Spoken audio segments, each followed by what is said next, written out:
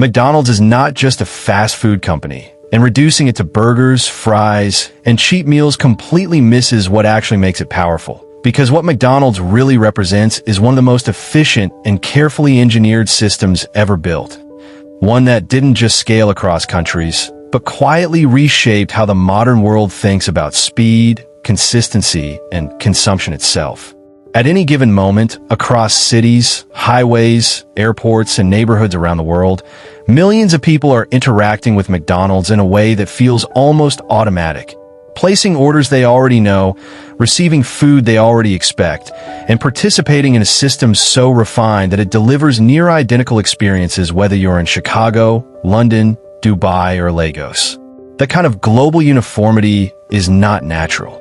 It does not happen through luck, and it does not sustain itself without structure. It is the result of a system that was designed with precision, enforced with discipline, and scaled with an almost obsessive focus on control. But McDonald's did not begin as a system. It began as a small restaurant operating in a chaotic industry where efficiency was not the priority and where the idea of turning food into a repeatable process, something closer to manufacturing than cooking, would have sounded unnecessary, if not absurd.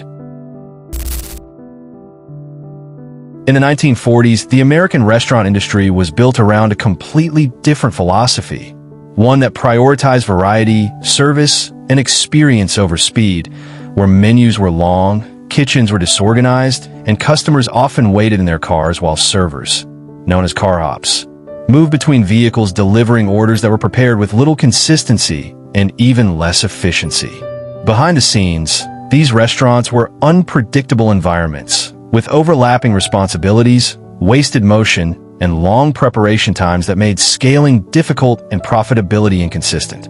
It was inside this environment that two brothers, Richard and Maurice McDonald, made a decision that would seem counterintuitive at the time, but would eventually redefine the industry, choosing not to improve the existing system, but to completely dismantle it and rebuild it from the ground up with a single priority: speed. They eliminated car hops entirely, reduced their menu to a small number of high-demand items, and reorganized their kitchen into a tightly controlled workflow that resembled an assembly line, where each worker performed a specific task. Each movement was optimized, and each step was designed to minimize time, reduce error, and increase output. What they created was not just a restaurant. It was a process. This process, later known as the Speedy Service System, transformed food preparation into something measurable and repeatable, where efficiency could be improved over time and consistency could be enforced across every order. Customers responded immediately, not because the experience was luxurious or unique, but because it was fast, affordable, and reliable, offering something that aligned perfectly with a society that was becoming more mobile, more time-conscious, and increasingly driven by convenience. For a moment, it seemed like the McDonald brothers had unlocked something powerful. But what they had built, despite its efficiency, remained confined to a single location.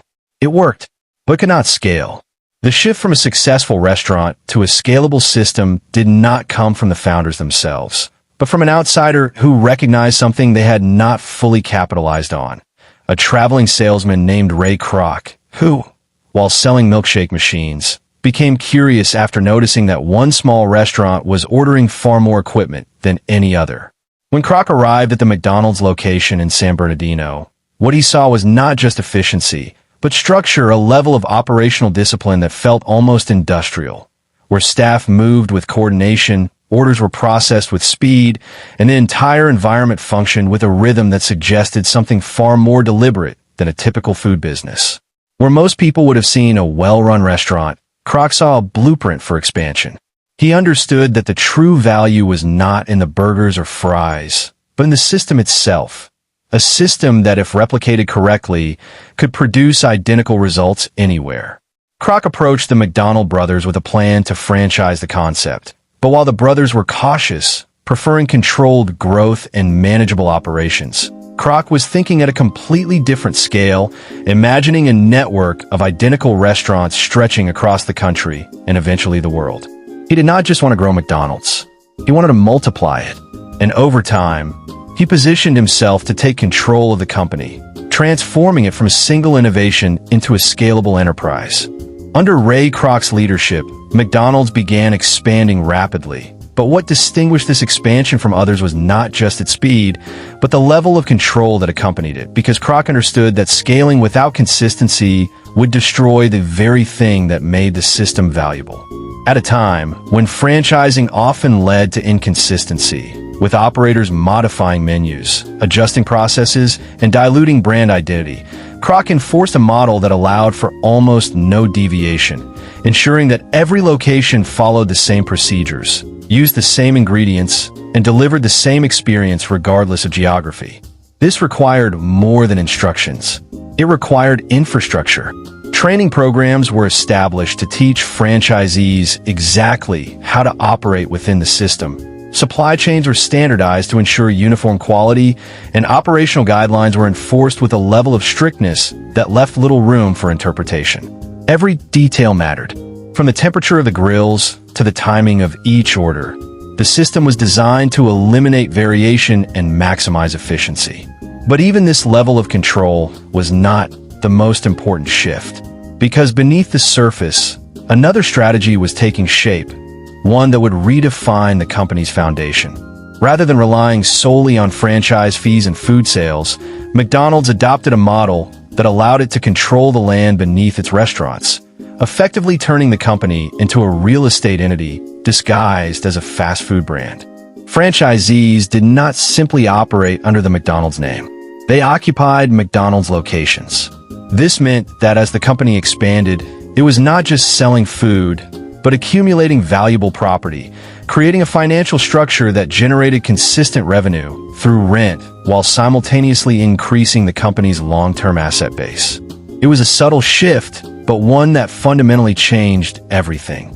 Because now, McDonald's was no longer dependent solely on the success of individual restaurants. It was anchored in ownership, and ownership, at scale, creates power.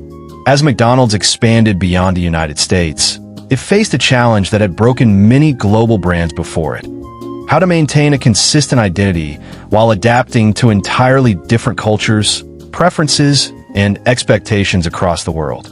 The solution was not to choose between standardization and adaptation, but to balance both, preserving the core system while allowing controlled variation at the edges. Menus were adjusted to reflect local tastes, but the underlying processes, the speed, the structure, the consistency, remained unchanged. This allowed McDonald's to feel both familiar and relevant, creating an experience that was recognizable no matter where you were, while still appearing tailored to local markets. For millions of people, McDonald's became more than a restaurant. It became a constant, a predictable environment in an unpredictable world. Over time, the system became even more refined, incorporating data, behavioral insights, and technological advancements to optimize every aspect of the customer experience, from how menus were designed to how kitchens were organized and how orders were processed. Drive-thrus were engineered to maximize speed and throughput. Digital systems were introduced to reduce friction, and marketing strategies were designed not just to attract customers, but to embed the brand into daily routines. Because McDonald's does not rely on novelty, it relies on habit. It positions itself as the easiest option, the fastest option, the most predictable option, and over time, that positioning becomes incredibly difficult to compete with. Because once a brand becomes the default, it stops needing to convince. It only needs to remain available. Despite its dominance, McDonald's operates in an environment that continues to evolve, where consumer preferences are shifting toward health, quality, and sustainability, and where competition is increasingly focused on customization and experience rather than pure efficiency. These changes create pressure, but they do not dismantle the system, because the foundation of McDonald's was never built on trends. It was built on principles that are far more durable: efficiency, scalability, and control. And systems built on those principles do not disappear easily. They adapt. From a single restaurant experimenting with speed to a global network that redefined how food is produced, distributed, and consumed, the rise of McDonald's is not simply a story about fast food. It is a story about systems, about how reducing complexity, enforcing consistency, and scaling with discipline can transform something ordinary into something that dominates entire industries. Because in the end, McDonald's did not just change what people eat. It changed how the world operates. From burgers to billion-dollar real estate, McDonald's proves that the real business isn't always what you see on the surface. It's the system running underneath. If you want more breakdowns on how companies build power, scale globally, and quietly dominate entire industries, subscribe to the Wealth Archives. I'll see you in the next one.